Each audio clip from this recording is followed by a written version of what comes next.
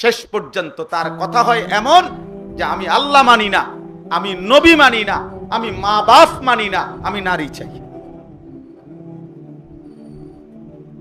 আমি নারী চাই। নাউজুবিল্লাহ, নাউজুবিল্লাহ।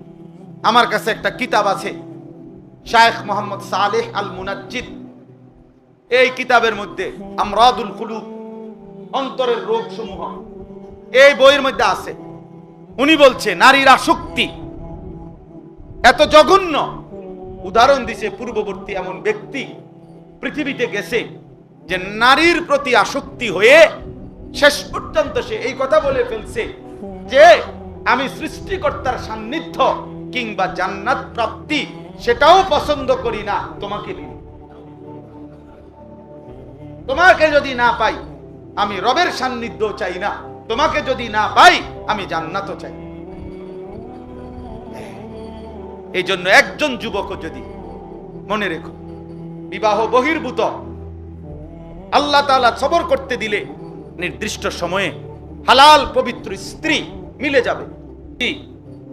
তাইলে নারীর আসক্তি, নারীর প্রতি লোভ শেষ পর্যন্ত আল্লাহ ভুলায় দেয়, নবী ভুলায় দেয়, মা বাবার ইজ্জত কি করে দেয়, ভুলায়। পোলা মাইয়ারে লইয়া বাইজ্ঞা যায়, মাইয়া ফুলারে লইয়া বাইজ্ঞা যায়।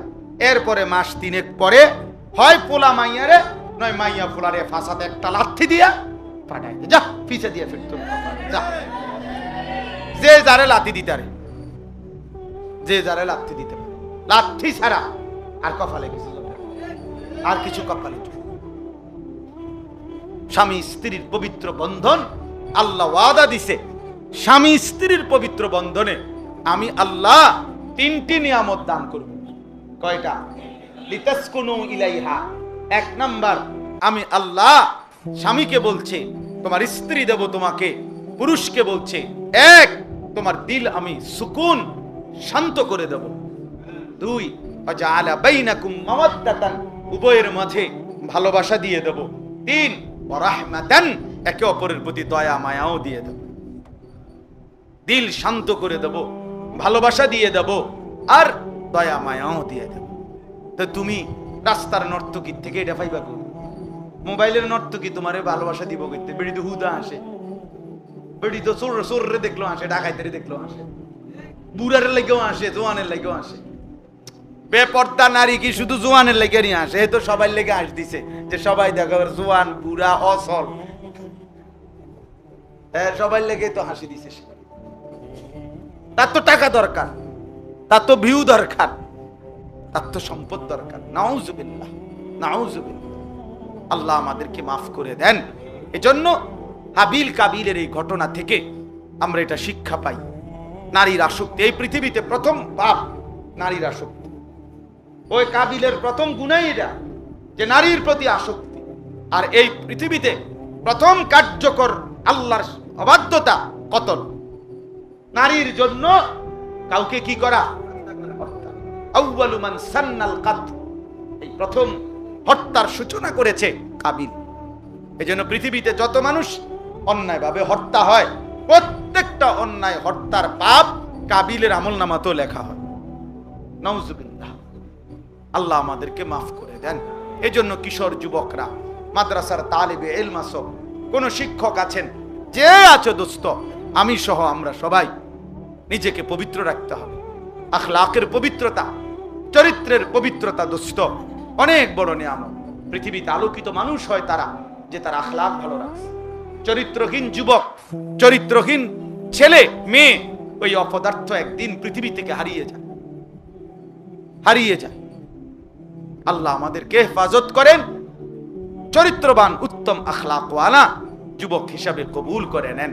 আগামীর পৃথিবীতে ইমানদার চরিত্রবান আখলাকওয়ালা যুবকের খুব দরকার হবে। সারা পৃথিবী যুদ্ধমুখর পৃথিবী, সারা পৃথিবীতে ঈমান আর কুফরের যুদ্ধ মূলত শুরু হয়েছে, চলতেই থাকবে। শেষ পর্যন্ত মাহদীও আসবে, দাজ্জালও আসবে, কুফরের পরাজয় হবে, ঈমানের বিজয় হবে ইনশাআল্লাহ। ফিলিস্তিন আর ইসরায়েল দুই দেশের যুদ্ধ না, ঈমান আর কুফরের যুদ্ধ। ফিলিস্তিন ঈমানের প্রতীক, ইসরায়েল কুফরের প্রতীক। পাকিস্তান ভারত এটা দুই দেশের যুদ্ধ না, পাকিস্তান ঈমানের প্রতীক, ভারত বেঈমানের প্রতীক, কুফরের প্রতীক। এজন্য ভারত পাকিস্তান যুদ্ধ না, ঈমান আর কুফরের যুদ্ধ। ইসরায়েল ফিলিস্তিন যুদ্ধ না, ঈমান আর কুফরের যুদ্ধ। এবং এই যুদ্ধে ইনশাআল্লাহ আজ কিংবা কাল মুমিন জিতবে ইনশাআল্লাহ।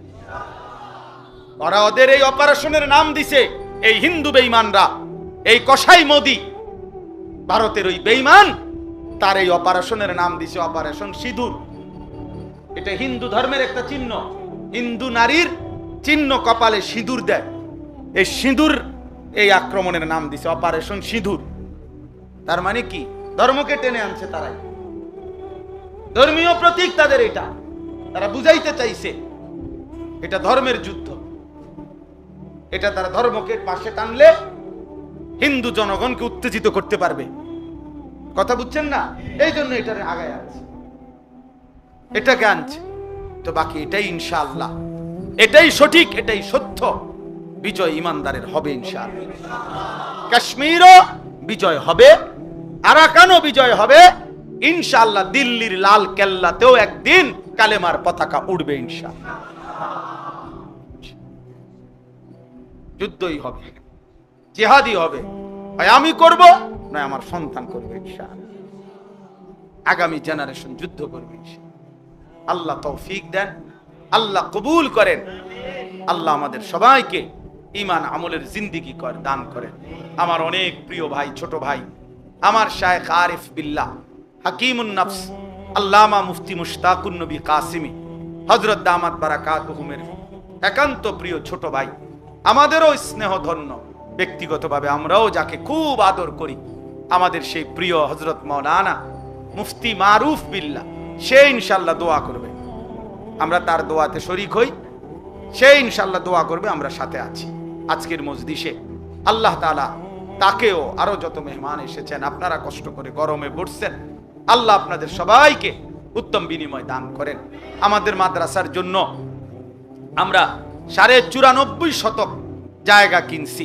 আমাদের মাদ্রাসার জন্য এই 94.5 শতক জায়গা প্রায় দলিল সহ 2 কোটি 20 লাখ টাকা। এই 2 কোটি 20 লাখ টাকার এই জমিন এখনো অর্ধেক টাকা পরিশোধ করা বাকি আছে। 1 কোটি 4-5 লাখ টাকার মতো সুদ করছি, অর্থাৎ মালিককে আরো দিছি টাকা, কিন্তু আমি ঋণ করছি অনেক টাকা, অনেক টাকা। 1 কোটি টাকার উপরে আমি শুধু ঋণে করছি। আল্লাহর উপরে তাওয়াক্কুল করে চেষ্টা করতেছি। আল্লাহর বান্দাদের অনেকেই আলহামদুলিল্লাহ দেশের প্রবাসী সবাই কম বেশি দিছে। সবাই না দিলে আমি 1 কোটি 5-7 লাখ টাকার মতো সুদ করলাম কেমনে? সবাই দিছে আলহামদুলিল্লাহ। একেবারে একজন আমাদের এক ভাই 30 লাখ টাকা দিছে একা, আবার এক ভাই 15 টাকা দিছে একা। একটা ছেলে আমারে 15 টাকা, 10 টাকার একটা নোট আর 5 টাকার একটা পয়সা, এই 15 টাকা মাদ্রাসার জমিতে দিছে। আমি তার টাকাও ভালোবেসে নিছি। 30 লক্ষ টাকা যে ভাই দিছেন তার টাকাও ভালোবেসে নিছি। এই জন্য আপনাদের সবার কাছে অনুরোধ, আপনারা যারা এখানে উপস্থিত আছেন অথবা যারা শুনতেছেন, সবার কাছে আন্তরিক, 2 কোটি 20 লাখ টাকার এই জমির টাকাগুলো সুদ করতে হবে, দলিল করতে হবে। আর শুধু তো জমির টাকা সুদ করা না, আমরা এখানে যাওয়া দরকার। আমাদের এই মাসেও আমাদের মজলিসে শুরার বৈঠক হয়েছে। বাংলাদেশের শ্রেষ্ঠ বুজুর্গ আল্লামা শায়েখ সাজিদুর রহমান দামাত বারাকাতুহুম হেফাজতে ইসলামের মহাসচিব এবং আমাদের পরম শ্রদ্ধেয় মুরব্বী আল্লামা নুরুল হক সাহেব সহ বুজুর্গ উলামায়ে কেরাম বলছে খুব দ্রুত গতিতে ফিকির করে আমাদের মূল জায়গাতে যাওয়ার জন্য। একটা মসজিদ নাই মাদ্রাসার, ছাত্ররা এখানে আলহামদুলিল্লাহ এই বছর হেদায়েতুন্নাহু জামাত পর্যন্ত, মানে আপনাদের জেনারেলদের হিসাবে 8ম শ্রেণী, এই 8ম শ্রেণী পর্যন্ত ক্লাস আছে আলহামদুলিল্লাহ। 484 জন ছাত্র, প্রায় 500-র মতো ছাত্র এখানে পড়ালেখা করে। একবারে কাগজে পত্রে হিসাব করা। 3টা জায়গায় ক্লাস হয়। এই ভবনে আমাদের আবু বকর ভাইয়ের ভবন, ওই পাশে উনার ছোট ভাইদের ভবন, ওই পাশে আমাদের ওসমান ভাইদের ভবন, নুরানি অংশ ওইখানে নামাজ পড়ে, কিতাবখানার ছেলেরা এখানে নামাজ পড়ে, নাজেরা হেফসখানার ছেলেরা ওই ভিতরে আরেকটা হেফসখানা আছে বড়, ওইখানে নামাজ পড়ে। 3 জায়গায় মিলাইয়া 5 ওয়াক্ত নামাজ হয়। একসাথে পড়ার মতো কোনো জায়গা নাই। এই মসজিদ দরকার। একটা মসজিদ আমার স্বপ্ন, একটা সুন্দর মসজিদ হবে, সেখানে নামাজ পড়বে তালেবে ইলম, মহল্লাবাসী, জুমা হবে, এতেকাফ হবে। এই জন্য মসজিদ